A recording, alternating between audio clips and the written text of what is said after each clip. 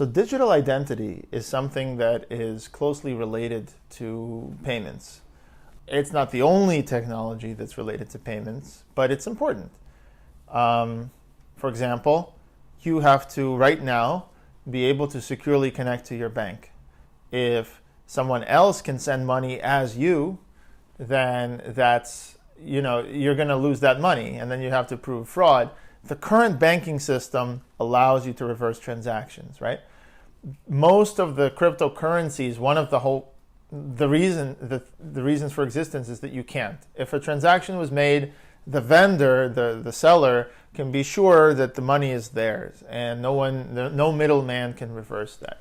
Now, of course, you could have things on top of that which help reverse transactions, but that's voluntary, so both the recipient and sender opt in. So identity theft becomes, or theft of a wallet becomes a bigger deal in cryptocurrency. And sometimes you enable these weird things where in the past you couldn't send $1 billion like easily cross-border or like to some unknown address, okay? But today you can. Someone out there has a Bitcoin wallet, you don't know who, and now there's this thing, they kidnapped a dude in Ukraine and they said send money to this wallet, like a huge amount. In the past, the guy could have marked bills in a suitcase, like you don't have $1 million bill, and that's one of the reasons they don't print those, is that you need a whole trackable wallet. It's harder to transfer such amounts. And in banks today, they give you these limits now that anything up over $10,000 has to be reported, and there's all this oversight. And so they're always suspicious about cash, and they're always trying to get cash out of the system. China has almost done it, and all the transactions are electronic. In China, in order to have your identity, in order to make a payment, you have your card, and then the card is linked with your photo. The cashier sees your photo, and so even if your card is stolen, the photo won't match. And then maybe there's other biometrics too. The problem is that's not where it stops, but unfortunately it's all centralized.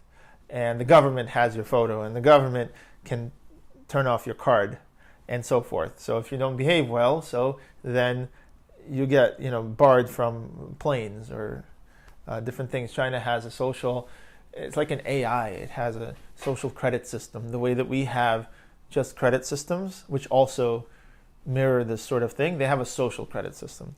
But back to identity. Identity, in a free society, a person would have different identities in different communities. I may go to a website like porn.com or something like that, and I may have an account there. And I may want someone to know that I have an account there so I can link up with them and watch the same porn videos. I don't know. But I don't want everybody to know that I subscribe to porn.com. So imagine I'm a member of like 30 different communities. On the internet, I could have many different identities and usernames. And sometimes it leaks and people find out, this is the same guy. Cool dude 22 on this is this guy on that, right? Some of our people on our team actually worked with digital identity with at the W3C, World Wide Web Consortium. They worked with Tim Berners-Lee on the Solid project.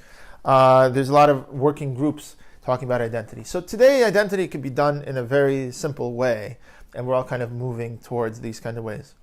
You have a bunch of devices, and they're all tied. Each device can access user accounts on different domains.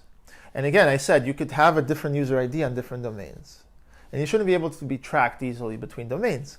If you have one ID for the whole internet, then I know that you're using porn.com because I can go and see that you're that guy. Presumably, that should be up to you to say, hey, I am this guy on this website and that website, and you tell that to some of your friends, but not everybody. You choose who to share your pieces of your identity with. And so you should be able to prove that, and that uses public key cryptography. For example, if you have a public key for every single identity that you have on different domains, right? And then you can sign to prove, hey, I'm that guy, because I wouldn't give my public key to someone else. It turns out then that whoever has your public key, if it's ever stolen, they can impersonate you, right? So there should be a way, if someone steals your device or your public key, to what's called repudiate that key, which means you have to go ahead and tell every domain, okay, or every thing that device could access, that, hey, don't listen to that device anymore. That's not me. But again, that device could play that game and say, no, that's not me. And so there has to be a thing where when you lose a device, you need like a few devices, or you prepare this, like maybe your friends can vouch for you, right? But you need something more than just it's his word, one device versus one device. So that's identity. Identity is when you could be in different communities and no one can know without you telling them that you're actually that guy, you're the same guy, and you control all these accounts. So back to Intercoin. When you move between communities, you should be able to pay across communities. But no one should know necessarily that you're that person. Now, that's an interesting question, that what about money laundering and things where you just move money like that? And so that could be an opt-in thing where if you belong to this community, that's one of the rules. It's like they can track you. But that's something that needs to be stated up front.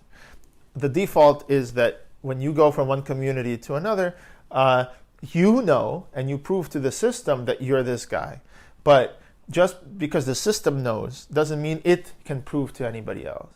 So you suddenly got this money, and it turns out because you've transferred it to yourself. But you may as well have transferred it to someone else. And now this person pays in the Paris cafe or whatever. So that's how money and identity are sort of linked.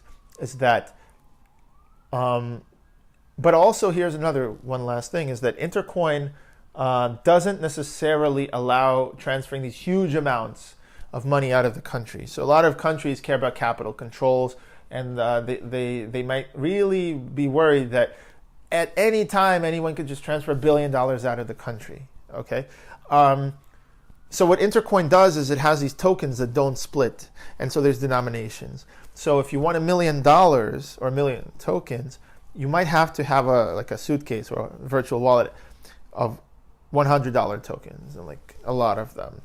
That's a lot of computers, by the way, watching those tokens. Each token is watched by a few computers. You got a lot of these computers, 10,000 of tokens, and you take this quote-unquote suitcase and you move it somewhere. Money laundering is about, right now, it's about the individual. If you do KYC, AML for a lot of these things, you don't track the money. You're not an investigator trying to FBI, tracking the money. You're looking at the people, and this person's not a terrorist, etc. Okay, you could take their money. I'm not a lawyer, but that's what I understand. Now, more ideally, you should be able to track the money. If there was a money involved in some sort of bank heist, you should be able to see who got paid off and who benefited from that, because when you track the money, you see that's a great way to see who benefited directly from that. So you can track tokens and you can track histories, but you might not necessarily track the people. So you might track and confiscate tokens. This is an example. Again, Intercoin doesn't allow you to just confiscate stuff. That would need to be an opt-in thing. However, you can't just look at a person and confiscate all their money. You might confiscate money involved in a crime, and you could see where it went.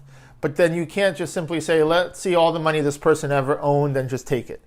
So in that way, you can sort of deal with crime while at the same time, people don't lose everything because you declare that now they should just go to jail. You could put them in jail, but they'll still have that private key somewhere and you'll have to find it.